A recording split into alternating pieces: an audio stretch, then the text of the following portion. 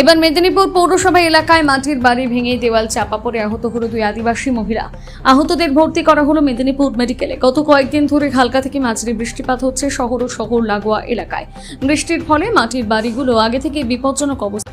জানা যায় শুক্রবার রাত নাগাদ মেদিনীপুর পুরসভার 8 নম্বর ওয়ার্ডের বেনেপুকুর এলাকায় হঠাৎই ভেঙে পড়ে একটি মাটির বাড়ি।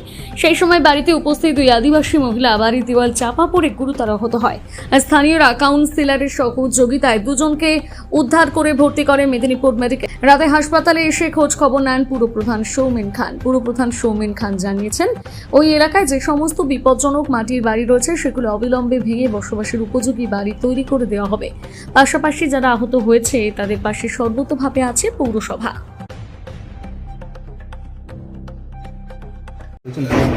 পৌরসভা কি পদক্ষেপ নিচ্ছে আর বাকি বাড়িগুলো? এই যে তালিকাটা তৈরি হয়েছিল দীর্ঘ 4 বছর আগে, তারপরে যখন এই যে বাড়ি তৈরি হয় আমাদের নতুন করে তালিকা তৈরি হয়েছে যে সমস্ত আদিবাসী পরিবার আছে তাদের প্রত্যেকের বাড়ি হবে।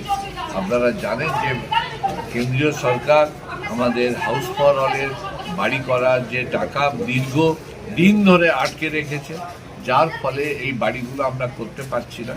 তাই আজকে এই দুর্ঘটনা ঘটেছে। আমরা চাইব যে আমাদের মেদিনীপুর শহরে যত আদিবাসী পরিবার আছে, আমরা বিশেষ করে 8 নম্বর ওয়ার্ডে তাদের আমরা ইনকোয়ারি করেছি, পর্যবেক্ষণ হয়েছে। আমাদের মাননীয় জেলা শাসক, মাননীয় মহকুমা শাসক এবং এই ওয়ার্ডের কাউন্সিলর, আমরা সবাইকে নিয়ে আমরা একটা লিস্ট তৈরি করা হয়েছে। যে বাড়িগুলো খুব খারাপ অবস্থা সেইগুলো থেকে আমরা নতুন করে বাড়ি তুলে দেওয়ার কাজ শুরু হবে খুব 2-1 দিনের মধ্যে। কারণ বৃষ্টির জন্য আমরা করতে পারিনি, আমরা সে জানালে করে দিতাম।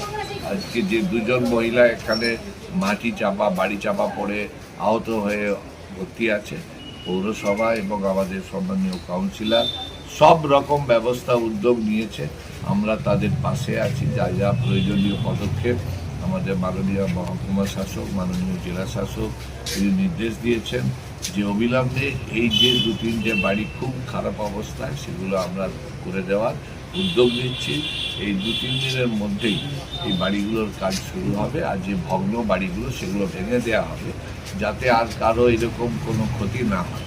তো আমরা আমাদের কাউন্সিলর তিনি আছেন এবং ডাক্তারবাবুদের সাথে কথা বলেছি, সমস্ত রকম পদক্ষেপ নেওয়া হয়েছে। যা যা করণীয় মেদিনীপুর পৌরসভা, জেলা প্রশাসন আর তাদের পরিবারগুলির পাশে আছে। আমরা চাইব আর কোনো দুর্ঘটনা যাতে এইরকম না ঘটে।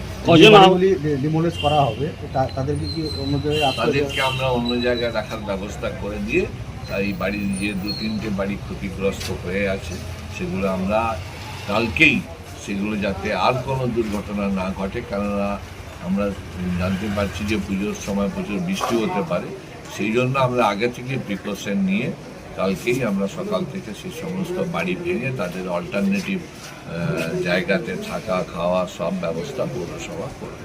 কজন আহত হয়েছে? 2জন, সেই 2জন এখানে ভর্তি আছে।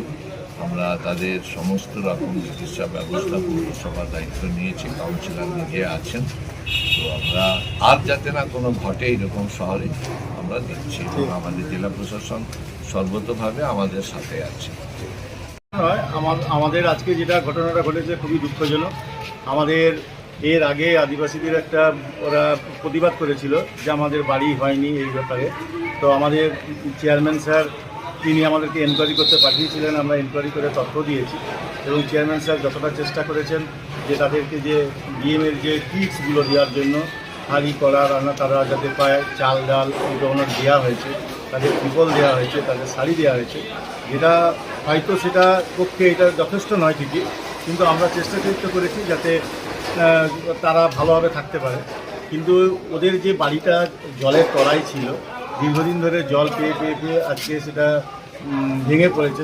7:35 সন্ধ্যাবেলা ভেঙে পড়েছে। তো তাতে 2টি মেয়ে ছিল, লক্ষ্মী হেমব্রম এবং সবিতা হেমব্রম, 2জন মেয়ে ছিল। একজনের বয়স 22 আর একজনের বয়স 32। সত্যি দুঃখজনক। আমরা খবর পেয়ে সঙ্গে সঙ্গে ছুটে এসেছি। আমাদের চেয়ারম্যান স্যার সঙ্গে সঙ্গে আমাদেরকে নির্দেশ দিয়েছেন যে তোমরা ইমিডিয়েট যে ব্যাপারটা রেস্কিউ করো। ভাইস চেয়ারম্যান ম্যাডাম এসেছিলেন, আমরা এসডিও ম্যাডামকেও আমরা জানিয়েছি বিষয়টা, উনিও দ্রুত পদক্ষেপ নিয়েছেন। আমরা ওই জন্য আজকে হসপিটালে এসে স্যার একটা বিষয় যে মেদিনীপুর পৌরসভার মতো এলাকা, শহর এলাকা, সেখানে দীর্ঘদিন ধরে এরকম বেহাল অবস্থায় পড়ে রয়েছে। আগে যদি যেগুলো একদম বেহাল অবস্থায় ছিল সেগুলো যদি ব্যবস্থা নেওয়া তাহলে কি ঘটনা তো ঘটতো না। দেখুন, ঘটনা কখন কোন দিকে ঘটবে এটা তো আমরা ভেবে উঠতে পারবো না, কিন্তু যখন ঘটনাটা ঘটেছে এবং আমরা সাংবাদিকরা যেভাবে আমাদেরকে দৃষ্টি এনে দিয়েছে, আমরা সাংবাদিকদেরকেও খুব ধন্যবাদ জানাই। তারা এই ব্যাপারটায় সহানুভূতির সঙ্গে আমাদের দৃষ্টিগোচরে এনেছে এবং আমাদের যে চেয়ারম্যান কিন্তু দুটো পদক্ষেপ নিয়েছেন এটাকে সারিয়ে দেওয়ার জন্য এবং ঘর করে দেওয়ার জন্য উনি প্রতিশ্রুতি দিয়েছেন যে প্রথমে তাদের ঘর হবে, তারপরে অন্যদের ঘর হবে।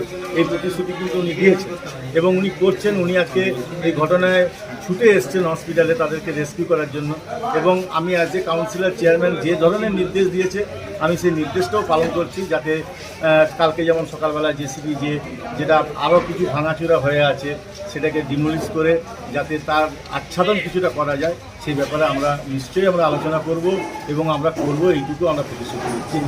ইন্দ্রজিৎ পানিগ্রাহী, কাউন্সিলর 8 নম্বর।